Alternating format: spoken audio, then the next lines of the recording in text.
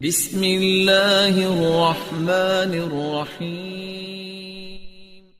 صحیح مسلم کی حدیث ہے کتاب المساجد میں، حدیث نمبر 657 کہ جو کوئی صبح کی نماز پڑھ لیا، کیونکہ اصل وہی ہے، اسٹارٹنگ ہے وہ، من صلی الصبح فہو فی ذمۃ اللہ، جس نے صبح کی نماز ادا کر لی وہ اللہ تعالیٰ کے امان میں آ گیا، وہ اللہ تعالیٰ کی کسٹڈی میں آ گیا۔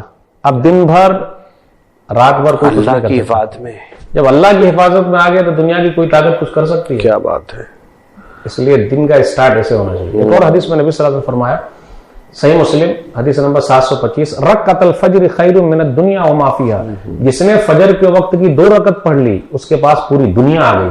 آج ہم اور آپ مال کے لیے ترستے ہیں، مال مسجد میں مل رہا ہے، فجر کی نماز میں مل رہا ہے، تو ہم اور آپ سو رہے ہیں، اور رات میں جب جلدی سوئیں گے تب نہ فجر میں اٹھ پائیں گے۔ اور موبائل فون جب سے آ گیا ہے اور اسمارٹ فون آ گیا ہے، چھوٹے بچے کے ہاتھ میں موبائل دے دیجئے تو رونا بند، اور بڑے بچے کے ہاتھ میں موبائل دے دیجئے تو رات بھر سونا بند، سوئیں گے نہیں۔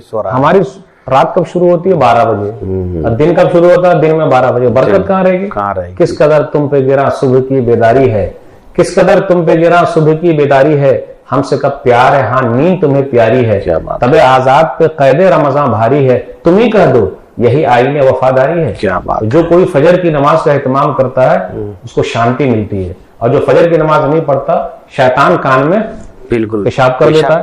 صحیح بخاری کی حدیث ہے۔ تو کتنے بد نصیب ہیں وہ لوگ شیطان کو اپنے قریب لا رہے ہیں اور کان میں پیشاب کروا رہے ہیں۔ اب جن کو پیشاب ہی کروانا ہو تو مولوی صاحب کیا کریں گے؟ آپ ہی بتائیے۔ کچھ نہیں کر سکتے۔ ماشاءاللہ، فجر کی نماز پڑھنے کی صورت میں اللہ کی ضمانت میں آ جاتا ہے، اور شانتی ملتی ہے، سکون ملتا ہے۔ صبح جو ہوا چلتی ہے، سورج جس قوم کو جگاتا ہے وہ قوم برباد ہو گئی، لیکن جو قوم سورج کے نکلنے کا انتظار کرتی ہے، کیا بات ہے، وہ تاریخ بدل دیتی ہے، تاریخ بدلتی ہے، اور اس کا سورج ہمیشہ اقبال رہتا ہے، کیا بات ہے، یعنی بلند رہتی ہے۔ کیا بات ہے۔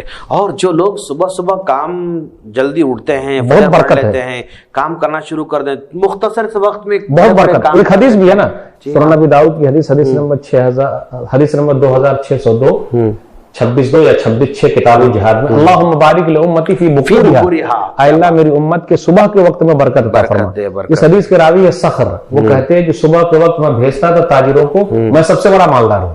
تو پرٹیکولر ہے، یعنی اس کو پریکٹس کیا ہوا ہے، تو جس کو بھی مالدار بننا ہو فجر کی نماز پڑھے، تجارت شروع کر دے، ہاں، اور اللہ تعالیٰ گاہک بھیجیں گے، حشاش بشاش بھی رہتا ہے، اور صحت کے مزہ سے اچھا رہے گا ماشاءاللہ۔